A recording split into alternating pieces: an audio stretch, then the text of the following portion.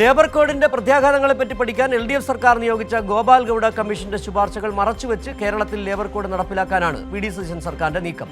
തൊഴിലാളി വിരുദ്ധ labour code ഭേദഗതി ചെയ്യാൻ സംസ്ഥാന സർക്കാരിന് കഴിയുമെന്ന കമ്മീഷന്റെ റിപ്പോർട്ടിനെ മറികടന്നുള്ള സതീശന്റെ നീക്കത്തിന് പിന്നിൽ BJP നയങ്ങൾ കേരളത്തിൽ നടപ്പിലാക്കുക എന്ന രാഷ്ട്രീയ താൽപര്യമാണെന്ന വിമർശനമാണ് ഉയരുന്നത്. തൊഴിലാളി വിരുദ്ധ ലേബർ കോഡിന്റെ വിജ്ഞാപനം 2025 നവംബറിലാണ് മോദി സർക്കാർ പുറത്തിറക്കുന്നത്. പിന്നാലെ ഇതിനെതിരെ ട്രേഡ് യൂണിയനുകളുടെ അടക്കം നേതൃത്വത്തിൽ വ്യാപക പ്രതിഷേധങ്ങൾ രാജ്യത്തുണ്ടായി.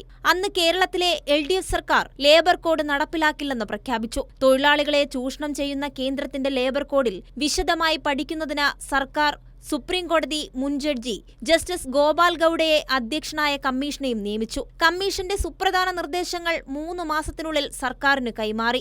തൊഴിലാളി താൽപര്യം സംരക്ഷിക്കാൻ കേന്ദ്രം കൊണ്ടുവന്ന നിയമത്തിൽ ഭേദഗതി വരുത്താൻ സംസ്ഥാന സർക്കാരിനാകുമെന്നതായിരുന്നു കമ്മീഷന്റെ പ്രധാന കണ്ടെത്തൽ. മതിയായ വേതനവും സുരക്ഷിതത്വവും ഉറപ്പാക്കാൻ കേരളത്തിന് ബദൽ മാർഗം നടപ്പിലാക്കാം. എന്നാൽ നിയമസഭാ തെരഞ്ഞെടുപ്പ് വിജ്ഞാപനം വന്നതോടെ ആ നിർദ്ദേശങ്ങൾ നടപ്പിലാക്കാൻ LDF സർക്കാരിനായില്ല. ഇപ്പോഴും കമ്മീഷന്റെ ഈ നിർദ്ദേശങ്ങളടങ്ങിയ റിപ്പോർട്ട് VD സതീശൻ സർക്കാരിന് മുന്നിലുണ്ട്. മേശപ്പുറത്തിരിക്കുന്ന ആ റിപ്പോർട്ട് പരിശോധിക്കാൻ പോലും തയ്യാറാകാതെയാണ് അവയെല്ലാം മറികടന്ന് കേരളത്തിൽ ലേബർ കോഡ് നടപ്പിലാക്കാൻ VD സതീശൻ സർക്കാർ തിടുക്കം കാട്ടുന്നത്.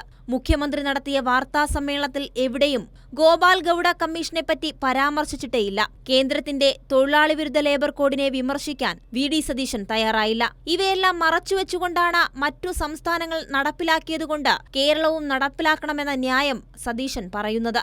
News desk, Kairali news.